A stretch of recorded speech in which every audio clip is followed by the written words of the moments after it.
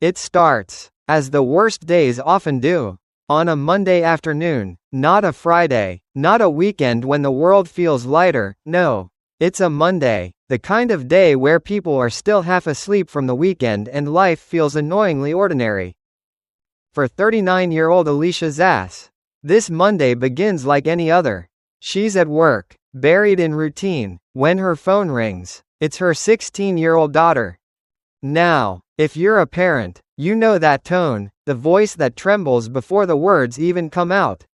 You know something's wrong, deeply wrong. Her daughter's voice shakes as she says, "Mom, Damian did something. Anthony's gone, he doesn't have a head." The world freezes. The air disappears. Alicia can barely process it, because her daughter isn't making this up. She's describing something she just saw with her own eyes.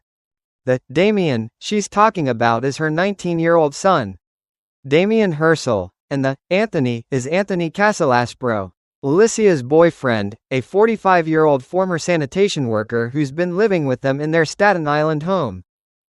Her daughter explains that Damian showed her. He led her to the bathroom, and what she saw there was something no 16-year-old should ever have to see. Then Damian turned to her, face blank, and asked a question that chills the blood. "Do you want Mom to live?"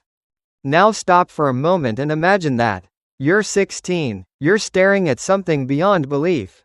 And your brother, the kid you grew up with, the one who teased you, ate your cereal, is suddenly asking whether your mother should live or not. She begs him, "No, please, don't hurt Mom, let her live." He looks at her for a long, heavy moment, the kind of silence that feels like forever, and finally says, "Okay, she'll live." Then he tells her she can go. But before she leaves, he asks, "You're not going to tell Mom, right?" She nods, but the moment she's out the door, she bolts. She runs across the yard, hides behind a shed, shaking, crying, dialing her mom's number. The fear in her voice is raw, frantic, she can barely form words. Alicia's heart races as she listens. She tells her daughter, "If you don't hear from me in 2 minutes, call 911. Then she drives home like her car is on fire. When she pulls into the driveway, she can already feel that something is wrong. The air feels heavy, the house too quiet. She opens the door. Damian is standing in the kitchen.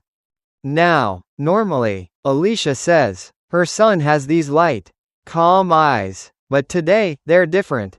Dark, distant. She asks softly, "What are you doing?" He says, "Cleaning." And then she asks the question she's terrified to hear the answer to, "Where's Anthony?"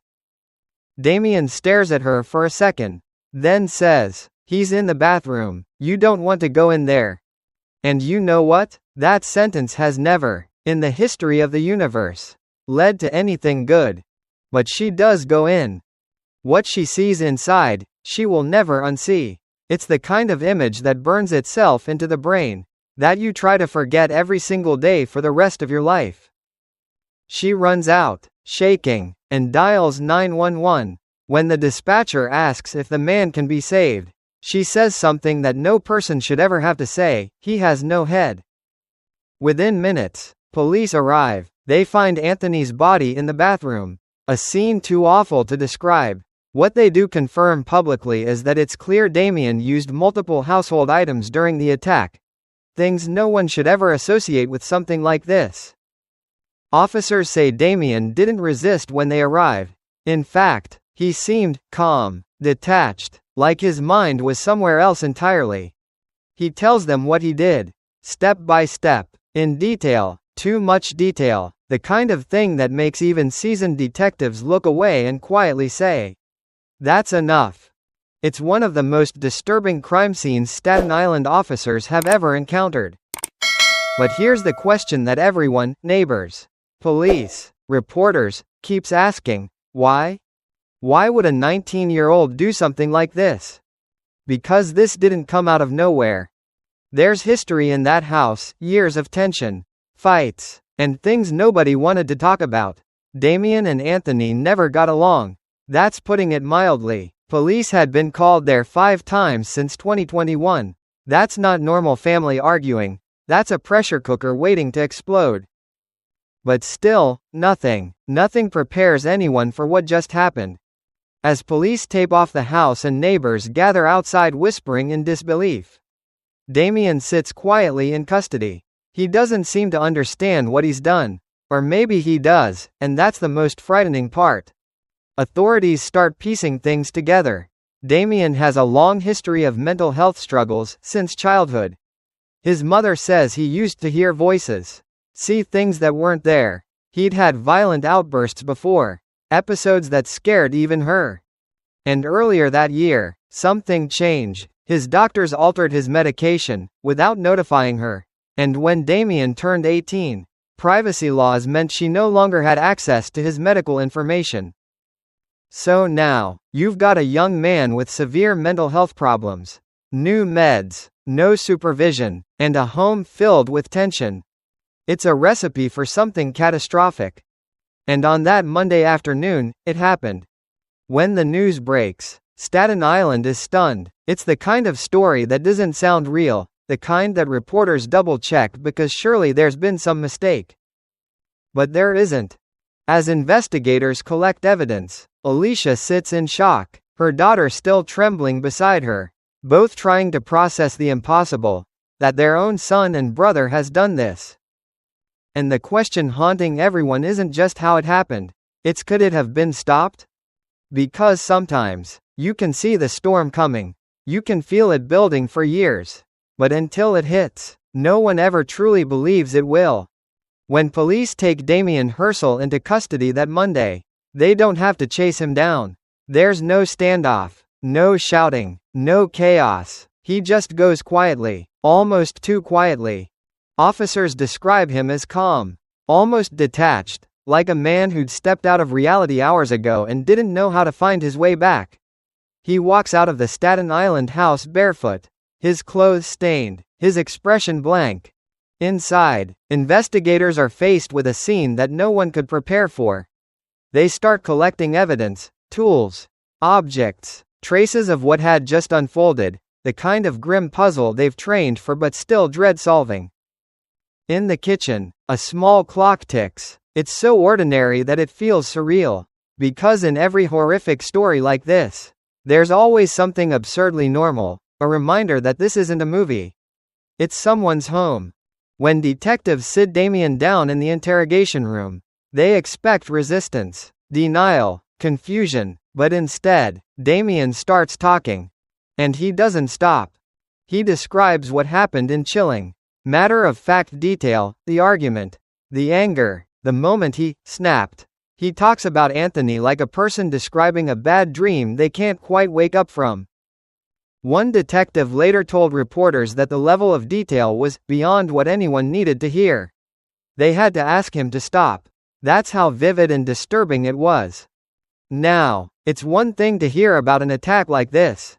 It's another to hear how planned it was, or at least, how intentional some parts seemed. Police find items in the bathroom that hint Damian had a plan to get rid of evidence in a way that sounds almost impossible to comprehend. Thankfully, before he could go any further, his sister came home, and that moment, her walking through the door, seeing what she saw, might have saved more than one life. Because Damian wasn't done, when she begged him not to hurt their mom, something in him paused, like a switch flicked off. If only for a moment. When she ran outside, that's when the nightmare finally stopped spreading. Blank.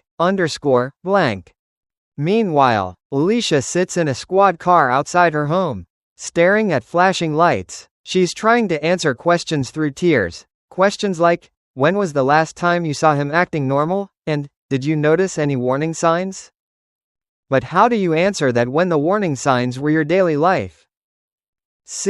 Damian's struggles started long before this day. His mother told investigators that even as a child, he'd suffer from severe anxiety and paranoia. Sometimes, he'd wake up screaming from visions that weren't there. As he got older, things got worse. He was in and out of treatment programs. Medications would help for a while, until they didn't. In 2024, his doctors switched his medication, reportedly without telling Alicia. Then, when he turned 18, privacy laws meant she couldn't access his records anymore. She couldn't call his therapist. Couldn't check if he was taking his meds. He was technically an adult. But emotionally, he was still a kid lost in a mind that terrified him. Friends and neighbors said they noticed his behavior changing. He'd wander around at night, talking to himself. Sometimes, he'd sit outside for hours, staring into nothing. But here's the thing, when you live with someone like that, you get used to it. You start thinking, that's just how he is. You normalize the chaos. And then one day, the chaos stops pretending. Blank. Police records show they'd been called to that house at least 5 times since 2021, usually for domestic disputes between Damian and Anthony. There were shouting matches, property damage, even threats. Anthony, a former sanitation worker, wasn't exactly calm himself. He and Damian clashed constantly, 2 men, both angry, both trying to dominate a house already filled with stress. Neighbors said they'd often hear arguments spilling out onto the street. One even told a reporter, "I always thought one day it was going to explode." And that's the thing about tragedies, they rarely happen out of nowhere. They build, slowly, like pressure behind a wall, until one crack turns into a collapse. For Alicia, this was the collapse she'd spent years trying to prevent. She'd begged for help, called hospitals, pleaded with social workers. But once Damian turned 18, her hands were tied. The system effectively told her, he's an adult now, it's his responsibility. Except it wasn't, because Damian wasn't capable of managing that responsibility. Back at the station, detectives start filing charges. Damian is formally charged with second-degree murder, manslaughter, and criminal possession of a weapon. He's processed, fingerprinted, photographed, and placed in a holding cell.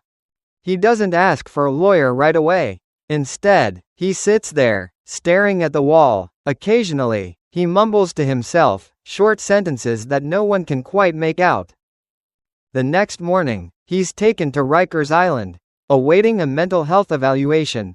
Reporters swarm the courthouse, shouting questions as officers escort him through the hallway.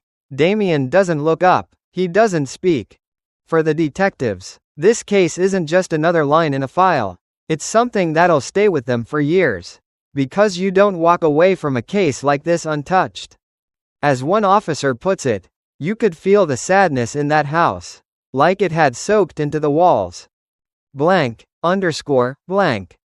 Meanwhile, Alicia and her daughter are relocated temporarily to stay with family. The home is sealed off as a crime scene, and investigators spend days collecting evidence.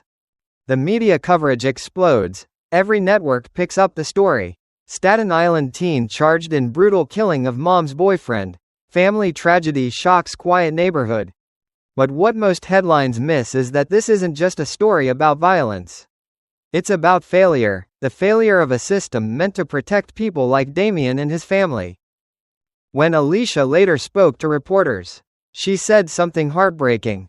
"He's not a monster. He's sick. I begged for help, and no one listened." And that's the part that lingers, because it's true. There were signs, there were chances, there were moments where someone, anyone, could have stepped in, but no one did. Now, a man is gone, a young man's life is destroyed, and a mother is left with a memory she can never escape.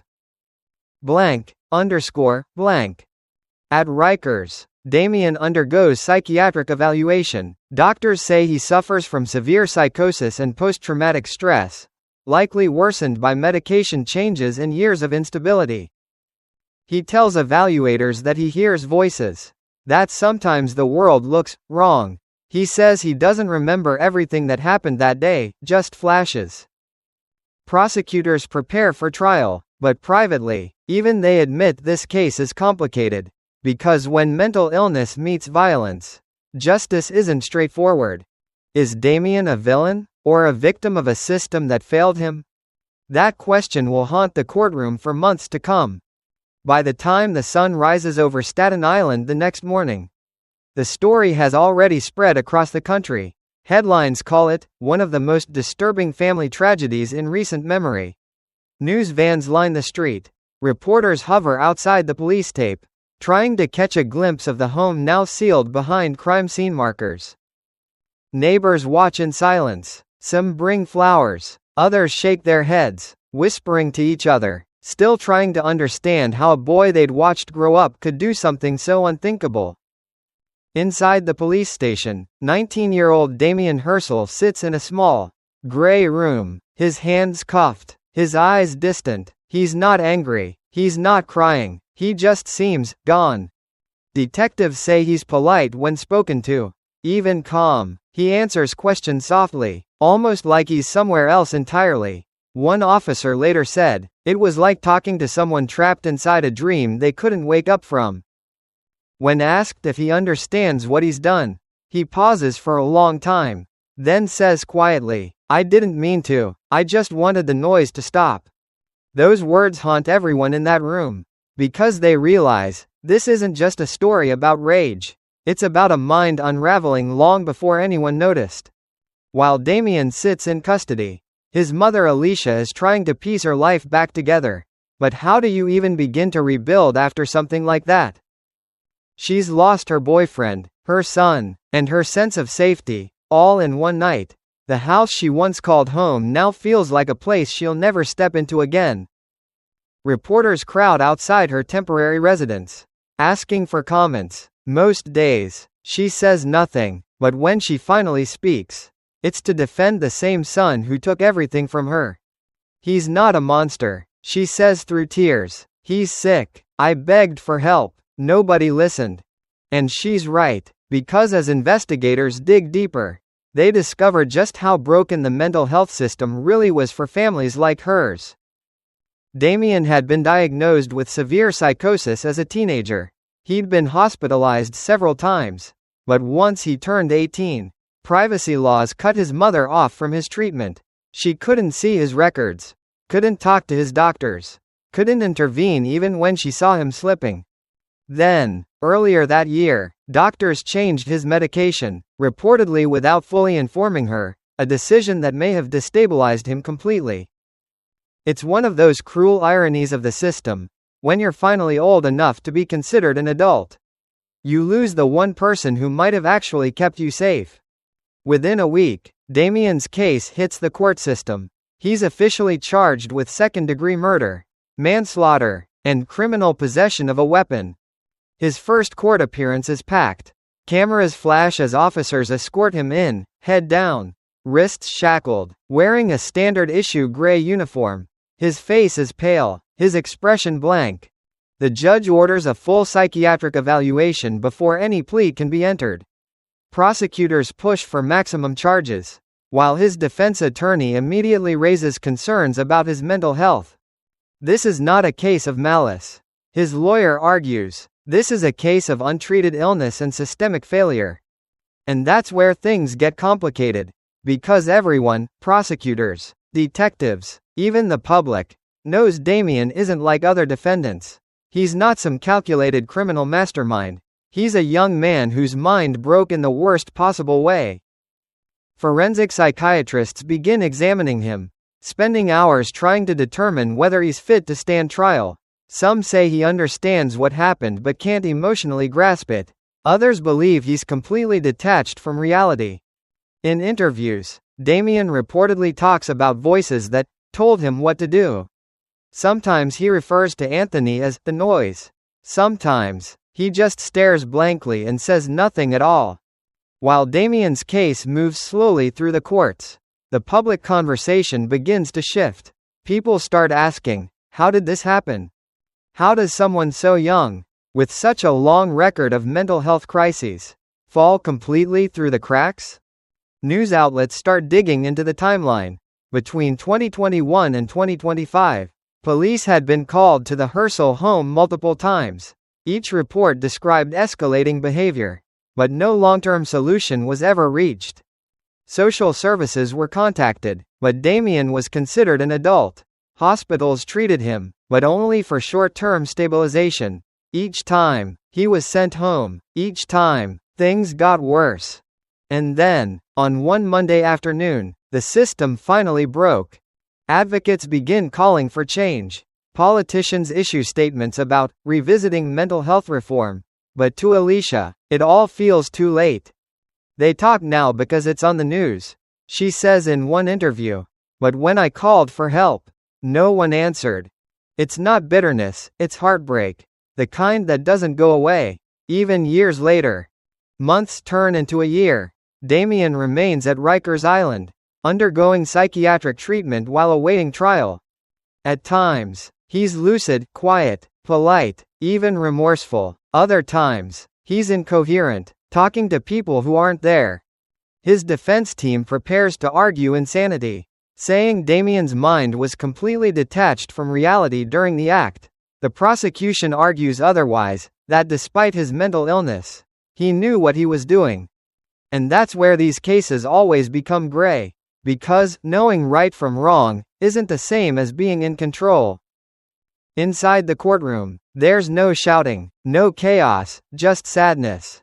Every word, every photo, every piece of evidence cuts through like glass. When Alicia takes the stand, she breaks down. She says she still loves her son, but she'll never understand what happened. She tells the jury about his childhood, how sweet he used to be, how much he loved music, how everything changed after he turned 13. He wasn't violent, she says softly. He was scared, he needed help, and no one helped him. By the time the verdict comes, or rather, by the time the system finally decides how to handle Damian's case, years have passed. The headlines have faded, but for the Zass family, the pain is still raw. Damian is eventually found mentally unfit to stand trial and committed to a state psychiatric facility indefinitely. It's not a prison, but it's not freedom either. It's a place where time stands still, where patients live in routines designed to keep them from collapsing further. Alicia visits sometimes. She says he looks healthier now, calmer. He doesn't always recognize her, but sometimes he smiles, and that's enough for her. The home on Staten Island remains empty. The neighbors say no one's moved in since. It's just there, quiet and cold, a reminder of what happens when help arrives too late. So what do we make of a story like this? On the surface, it's about a horrific act, but beneath that, it's about everything that led to it. A broken system, a desperate family, a young man who never got the help he needed. In another world, maybe things could have been different. Maybe if one phone call had been answered, one appointment hadn't been delayed, one doctor had taken the time to explain the medication change, maybe this story would have ended with healing instead of heartbreak. But we'll never know. What we do know is that for every Damian, there are thousands of others, young people battling invisible storms, families begging for help, systems too slow to respond. And for Alicia, every day is a reminder that love doesn't always save someone. Sometimes, it just helps you survive the aftermath. So next time you see a headline like this, remember, it's not just a crime story. It's a family's story, and behind every statistic, there's a warning we can't afford to ignore.